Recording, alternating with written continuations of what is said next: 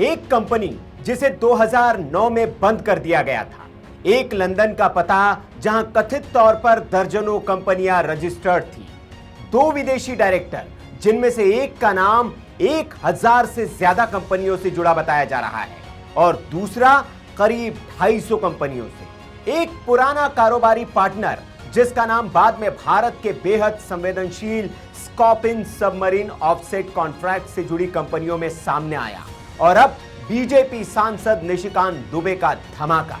एक भारतीय सांसद ने इस विदेशी कंपनी का जिक्र अपने चुनावी हलफनामे में क्यों नहीं किया? वो सांसद कौन है?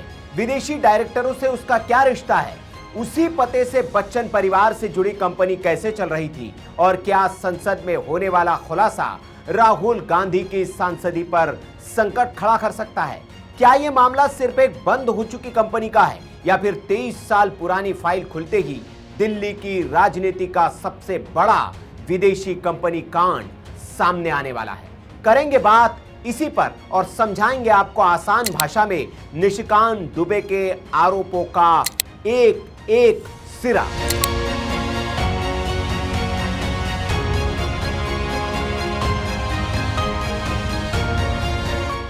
नमस्कार, मैं हूं सुनील राउत और आप देख रहे हैं वीके न्यूज। दिल्ली में संसद का मॉनसून सत्र चल रहा है। पक्ष विपक्ष के बीच गहमा गहमी है, लेकिन इस बीच एक सवाल ने देश की राजनीति में सनसनी फैला दी। सवाल पूछा है बीजेपी सांसद निशिकांत दुबे ने। ये लोकतंत्र में एक सांसद हैं जिन्होंने 2003 में जो है एक कंपनी रजिस्टर्ड की, बैकऑप्स यूके लिमिटेड। उसका जो पता है वो टू फ्रॉन्गल वे है, लंदन में। उसके जो दो डायरेक्टर हैं, एक का नाम लवग्रोव है, दूसरे का नाम मैकनाइट है। लवग्रोव 1056 कंपनी में डायरेक्टर है और मैकनाइट जो है लगभग 256 कंपनी में डायरेक्टर है। दुबे ने एक कंपनी का नाम लिया, बैकऑप्स लिमिटेड यूके, और फिर पूछा इस कंपनी का डायरेक्टर भारतीय सांसद कौन था। निशिकांत दुबे ने अभी सार्वजनिक रूप से उस सांसद का नाम नहीं लिया, लेकिन उन्होंने जो साल बताया, जो कंपनी बताई, जो विदेशी डायरेक्टर बताए और जो पुराने कारोबारी रिकॉर्ड सामने हैं, उन सभी कड़ियों ने राजनीतिक चर्चा को सीधे राहुल गांधी तक पहुंचा दिया है। दुबे का दावा है कि वो इस पूरी कहानी के दस्तावेज संसद में रखेंगे और अगर उन्होंने संसद में कोई बड़ा रिकॉर्ड पेश कर दिया तो मामला केवल राजनीतिक आरोप तक सीमित नहीं रहेगा। दुबे का दावा है कि इस पूरी कहानी के दस्तावेज वे संसद में रखेंगे। सारे मामलों को जो है पार्लियामेंट के अंदर उठाने वाला हूं कि सांसद कौन है, उसने कंपनी कैसे रजिस्टर की, लवग्रोव से उसके क्या रिलेशन है, मैकनाइट से क्या रिलेशन है और टू फ्रॉन्गल वे का देश के टुकड़े टुकड़े गैंग में क्या योगदान। अब अगर निशिकांत दुबे ने संसद में कोई बड़ा रिकॉर्ड पेश कर दिया तो मामला केवल राजनीतिक आरोप तक सीमित नहीं रहेगा। अब बिल्कुल आसान भाषा में बैकऑप्स की पूरी कहानी समझिए। साल था 2003, ब्रिटेन में बैकऑप्स लिमिटेड नाम की एक कंपनी बनाई गई। पुरानी रिपोर्ट के मुताबिक इस कंपनी में राहुल गांधी की हिस्सेदारी 65% और उनके कारोबारी साझेदार उल्रिक मैकनाइट की हिस्सेदारी 35% बताई गई। यानी कंपनी में सबसे बड़ी हिस्सेदारी राहुल गांधी की थी। ऐसा दावा पुराने कंपनी रिकॉर्ड के आधार पर पहले भी बीजेपी नेताओं की ओर से किया जाता रहा है। साल 2009 में यह कंपनी बंद कर दी गई, लेकिन सवाल यह है कि कंपनी बंद हुई तो क्या उसके पीछे की कहानी भी खत्म हो गई? नहीं, क्योंकि करीब 17 साल बाद वही कंपनी फिर से राजनीतिक विस्फोट का कारण बन रही है। अब कहानी में आता है लंदन का वो पता जिसे निशिकांत दुबे इस पूरे नेटवर्क की चाबी बता रहे हैं, टू फ्रॉन्गल वे लंदन। दुबे का दावा है कि इसी पते पर बैकऑप्स लिमिटेड का संबंध दिखाई देता है और इसी पते से करीब 60 दूसरी कंपनियां भी जुड़ी हुई। अब सुनिए सबसे हैरान करने वाला आरोप। दुबे के मुताबिक बैकऑप्स से जुड़े ब्रायन लवग्रोव का नाम 1000 से ज्यादा कंपनियों में डायरेक्टर के तौर पर सामने आता है। वहीं उल्रिक मैकनाइट करीब 256 कंपनियों से जुड़े बताए गए। एक व्यक्ति 1000 से ज्यादा कंपनियां, दूसरा व्यक्ति 250 से ज्यादा कंपनियां। क्या यह सिर्फ कागजी डायरेक्टरों का नेटवर्क था?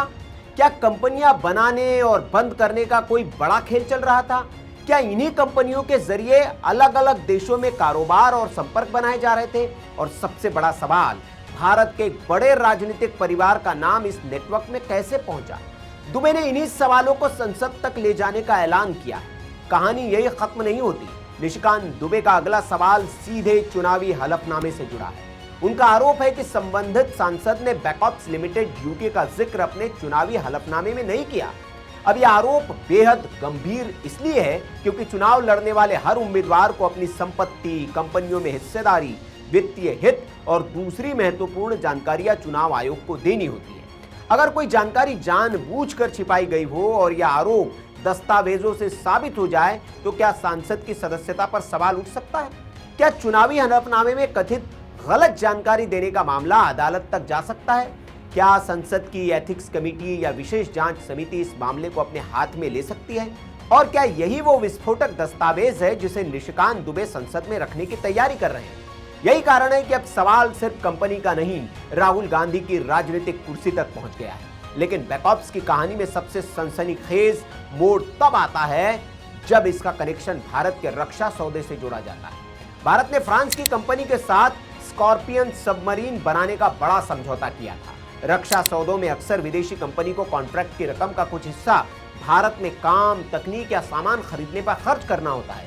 इसे ऑफसेट कॉन्ट्रैक्ट कहा जाता है और यही उल्रिक मैकनाइट का नाम दोबारा सामने आता है।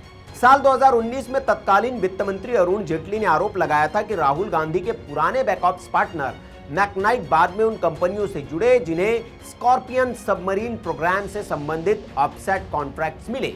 जेटली ने पूछा था, क्या यह केवल संयोग था कि राहुल गांधी का पुराना कारोबारी पार्टनर बाद में रक्षा ऑफसेट कारोबार तक पहुंच गया?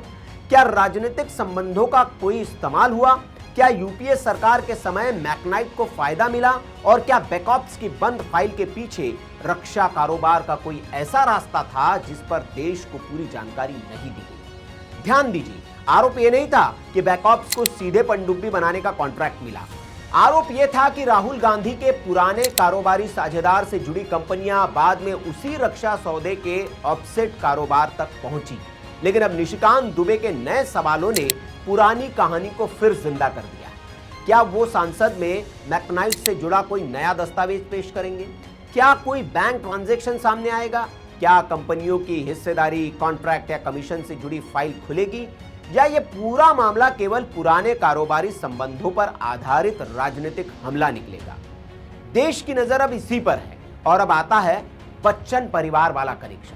निशिकांत दुबे ने सवाल उठाया है कि लंदन के इसी पते पर एशिया टीवी लिमिटेड नाम की कंपनी भी जुड़ी थी, जिसे उन्होंने अमिताभ बच्चन से संबंधित बताया। दुबे का सवाल है कि अगर उस दौर में गांधी और बच्चन परिवार के रिश्ते सामान्य नहीं थे तो दोनों परिवारों से जुड़ी कंपनियों का पता एक कैसे था? क्या यह केवल एक साझा कंपनी रजिस्ट्रेशन एड्रेस था या दोनों कंपनियों के पीछे कोई कॉमन व्यक्ति, एजेंट या कारोबारी नेटवर्क काम कर रहा है? अमिताभ बच्चन और उनकी पत्नी का नाम 2005 तक उस पते से क्यों जुड़ा रहा? अमिताभ बच्चन ने किन परिस्थितियों में संसद से इस्तीफा दिया था? क्या पुराने राजनीतिक और कारोबारी रिश्तों की कोई भूली हुई कड़ी अब सामने आने वाली है? निशिकांत दुबे ने सवाल एक नहीं उठाया, उन्होंने मानो 23 साल पुरानी पूरी फाइल ही खोल दी। उन्होंने कांग्रेस के पूर्व सांसद एडुआर्डो फलेरो का नाम भी लिया है। सवाल पूछा कि फलेरियो संबंधित सांसद और मैकनाइट के बीच क्या संबंध था? क्या यह केवल जान पहचान थी? क्या कोई कंपनी संबंध था? क्या किसी विदेशी कारोबार, रक्षा ऑफसेट या मीडिया कंपनी में साझा हित थे? दुबे ने कुछ टीवी चैनलों पर भारत की घटनाओं को सनसनीखेज बनाकर दिखाने, कथित तौर पर भारत विरोधी ताकतों को समर्थन देने का आरोप भी लगाया है। और फिर उन्होंने सबसे तीखा सवाल पूछा, टू फ्रॉन्गल वे का कथित टुकड़े टुकड़े गैंग से क्या रिश्ता है?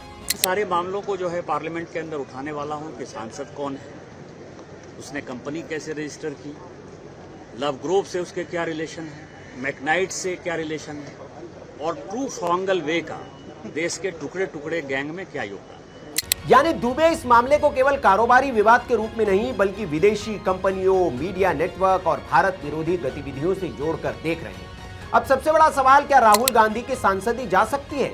निशिकांत दुबे पहले भी राहुल गांधी की लोकसभा सदस्यता खत्म करने की मांग कर चुके हैं और स्पीकर से संसदीय जांच समिति बनाने की अपील कर चुके हैं। अब बैकऑप्स का नया मामला सामने आने के बाद राजनीतिक दबाव और बढ़ सकता है। अगर संसद में यह साबित करने वाले दस्तावेज रखे जाते हैं कि किसी विदेशी कंपनी में हिस्सेदारी या पद की जानकारी चुनावी हलफनामे में जानबूझकर नहीं दी गई, तो शिकायत चुनाव आयोग तक जा सकती है। मामला संसदीय समिति के पास जा सकता है। अदालत में चुनाव याचिका या दूसरी कानूनी चुनौती खड़ी हो सकती है। और अगर किसी वित्तीय गड़बड़ी, विदेशी निवेश नियम के उल्लंघन, फर्जी घोषणा या रक्षा सौदे में आपराधिक भूमिका का कोई ठोस प्रमाण सामने आता है, तो जांच एजेंसियां भी इस कहानी में उतर सकती हैं। यानी सवाल केवल सांसद जाने तक सीमित नहीं रहेगा।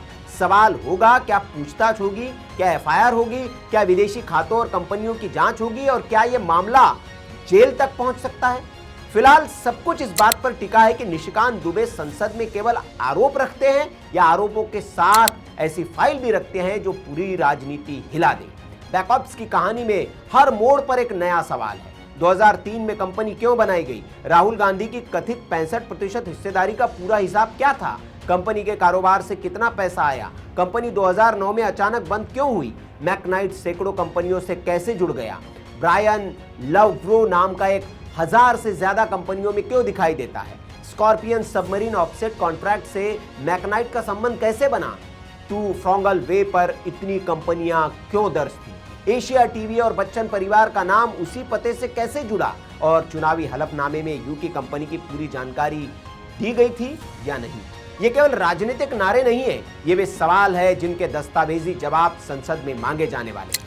अब कल्पना कीजिए, संसद के बीच निशिकांत दुबे खड़े होते हैं, हाथ में ब्रिटेन की कंपनी के नाम के कागजात होते हैं, स्क्रीन पर बैकऑप्स लिमिटेड के डायरेक्टरों की सूची आती है, 1000 से ज्यादा कंपनियों से जुड़े ब्रायन लवग्रो का रिकॉर्ड सामने रखा जाता है, मैकनाइट की 250 कंपनियों का नेटवर्क दिखाया जाता है, स्कॉर्पियन ऑफसेट कॉन्ट्रैक्ट्स वाली फाइल खोली जाती है, टू फ्रॉन्गल वे से जुड़ी कंपनियों का पूरा चार्ट संसद के सामने रखा जाता है, और फिर पूछा जाता है इस पूरी कहानी में भारतीय सांसद की असली भूमिका क्या थी।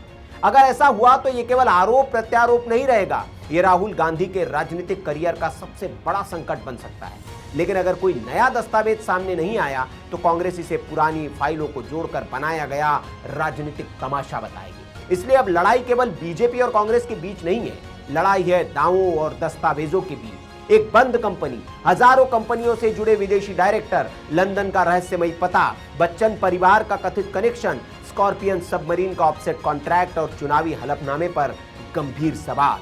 बैकऑप्स की फाइल फिर खुली है। अब देश जानना चाहता है, क्या संसद में राहुल गांधी को लेकर ऐसा खुलासा होने वाला है जिसके बाद उनकी सांसदी खतरे में पड़ जाएगी? क्या मामला जांच एजेंसियों तक जाएगा? क्या विदेशी कंपनी और रक्षा सौदे की कड़ियां किसी बड़े घोटाले तक पहुंचेगी, या फिर संसद में उठने से पहले ही ये राजनीतिक बम फुस हो जाएगा? जवाब निशिकांत दुबे के उस खुलासे में छिपा है जिसका इंतजार अब पूरा देश कर रहा है। हमें भी इस खुलासे का इंतजार है। हमारी नजर इस खबर पर बनी हुई है। जो भी आगे अपडेट होगा आपको जरूर बताएंगे, लेकिन आप अपनी राय कमेंट बॉक्स में जरूर दें। क्या इस देश का एक सांसद विदेशी कंपनियों के साथ मिलकर इस देश में अराजकता का प्लान बना रहा है? कमेंट पे अपनी राय आप जरूर दें। खबर अच्छी लगी हो तो लाइक करें, शेयर करें, और ऐसी खबरों के लिए वीके न्यूज को सब्सक्राइब कर लीजिए। नमस्कार। वीके न्यूज, राष्ट्र के नाम।